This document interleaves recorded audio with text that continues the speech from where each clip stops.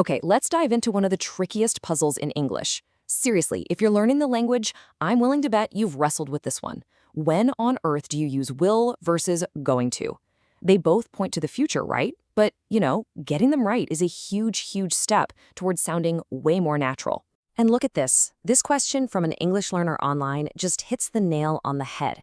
It's a frustration so many of us feel. And the short answer to that question? Yeah, native speakers absolutely use them differently. But here's the thing. It's mostly instinctive. So today, we're going to decode that instinct. So here's our game plan for solving this puzzle together. First, we'll just acknowledge the confusion. Then, we'll break down will and going to one by one. After that, we'll put them right next to each other, head to head, and then we'll finish up by unlocking that mindset that helps you choose the right word without even thinking about it. All right, first things first, if you find this confusing, you are not alone. Not by a long shot. Honestly, a lot of native speakers would have a hard time explaining the rules here. They just kind of know what sounds right. Our goal is to get you to that exact same feeling of confidence. And here's a bit of good news. If you mix them up, people are pretty much always going to understand you, so don't stress about it too much.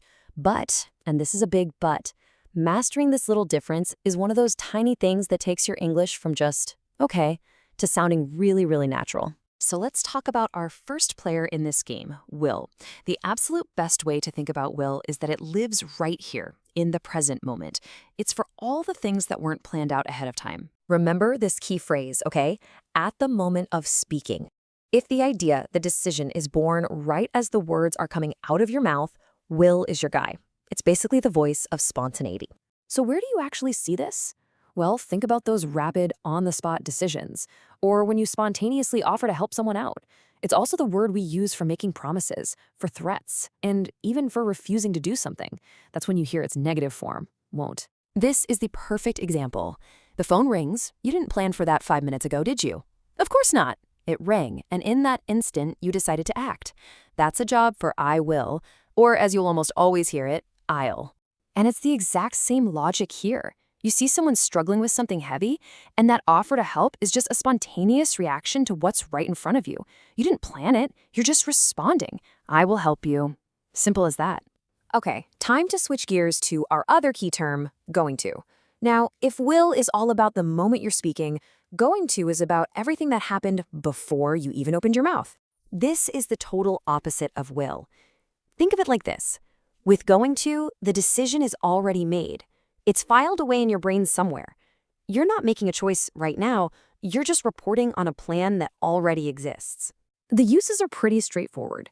You're talking about your plans, things you decided on earlier, your intentions for the future.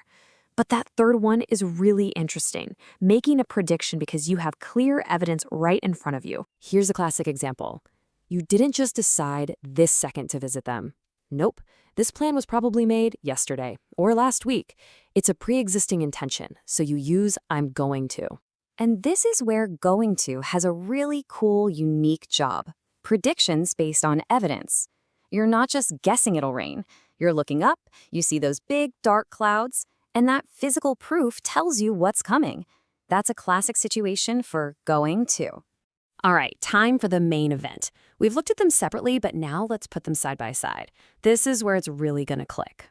This chart just lays it all out so perfectly. Look over on the left. Will is all about those rapid decisions and offers, like, oh, I'm thirsty? I think I will buy a drink. Now look to the right. Going to is for those prior plans and predictions with evidence. This is basically the perfect cheat sheet for everything we've talked about. Now, this scenario is just perfect. Same problem, right? No milk, but you have two completely different responses that show you exactly what's going on in the speaker's head. In the first one, the news is a surprise, which leads to a spontaneous decision. I'll go. But in the second one, the speaker already knew and had a plan. I'm going to go. See? It's all about when that decision was made. So how do you get to that place where you're not constantly running through grammar rules in your head? Well, the final step is to move past just memorizing and actually adopt the native speaker's mindset. This comment from a native speaker is so revealing, isn't it? It's not some conscious math problem. It's a feeling. It's an instinct that's based entirely on the context of the thought itself. And this right here is the absolute core of it. The real secret isn't some super complex grammar rule. It's just a simple question of timing. Was the idea just born this second? That's spontaneity, so you use will. Did the idea exist before you started speaking? That's premeditation, so you use going to. That's it. So, to make this automatic, try running through this little mental checklist. Just ask yourself these 3 quick questions before you speak. At first, you might have to think about it, but pretty soon you won't even need the list. The right choice will just feel, well, natural. And that kind of leaves us with one last thought. As you get more and more comfortable with this, try to shift your focus. Instead of just trying to remember a rule from a textbook, start listening for the feeling behind the future. Is it a sudden impulse or a settled plan? Because when you can feel that difference, you've truly cracked the code.